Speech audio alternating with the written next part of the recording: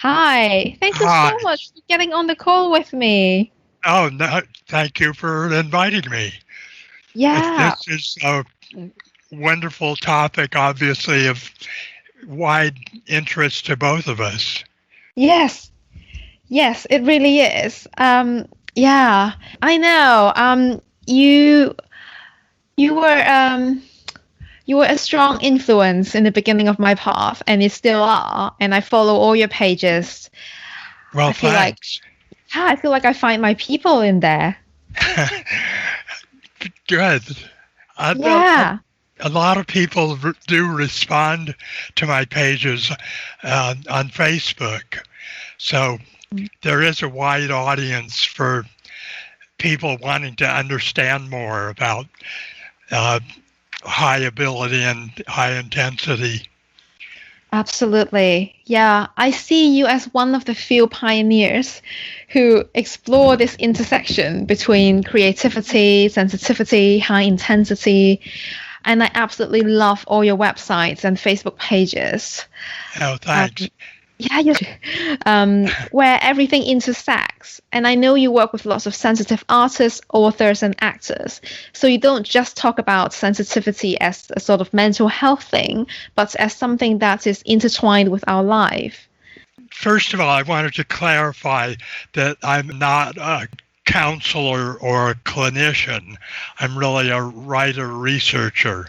I've done many interviews with actors, writers, and filmmakers, and some other artists.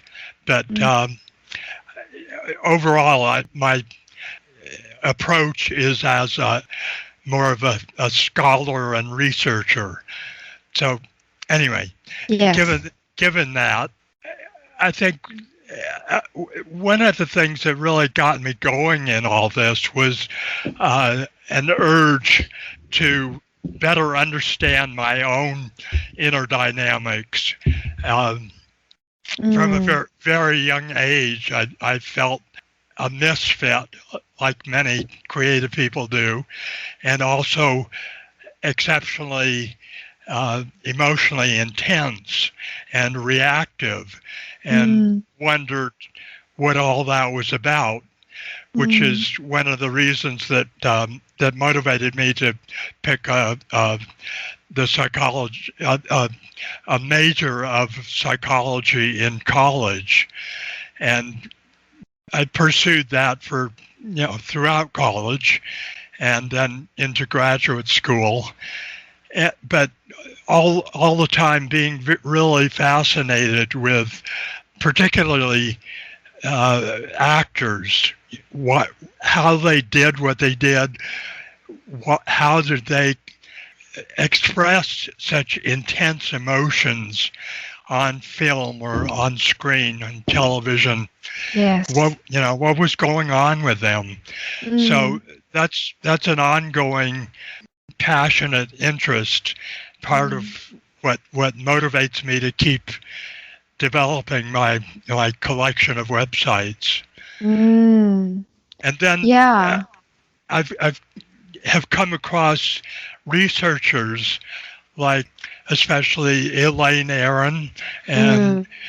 psychologist Julie Bieland, who specialize uh, in high intensity, highly sensitive people, and they provide a lot of insight on what the highly sensitive person's psyche is.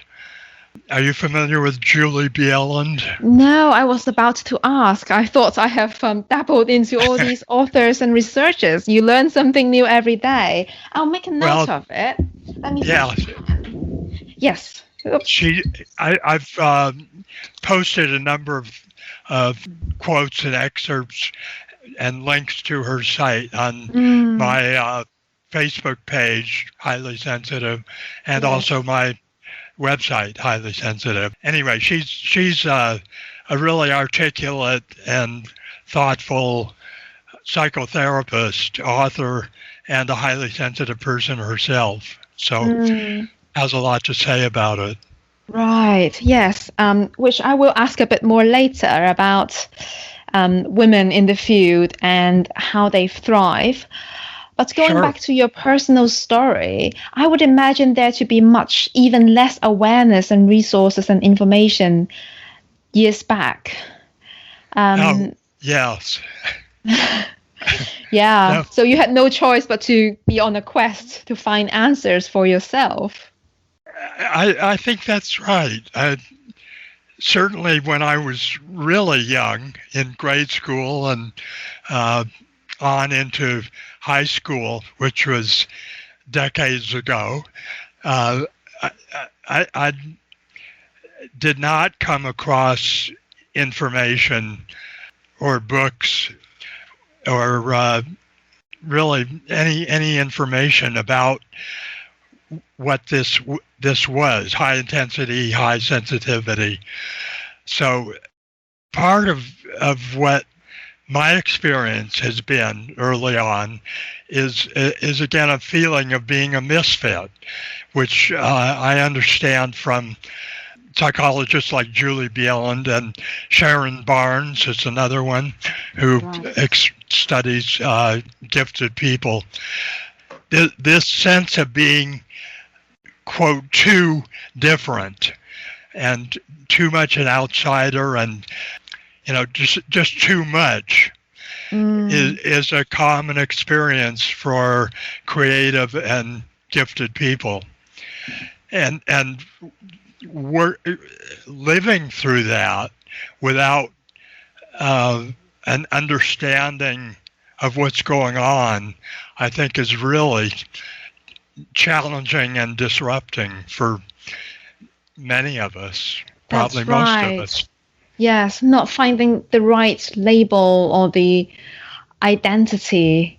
Most people assume that there's some kind of pathology or illness going on with them. That's why they're different and they don't fit in.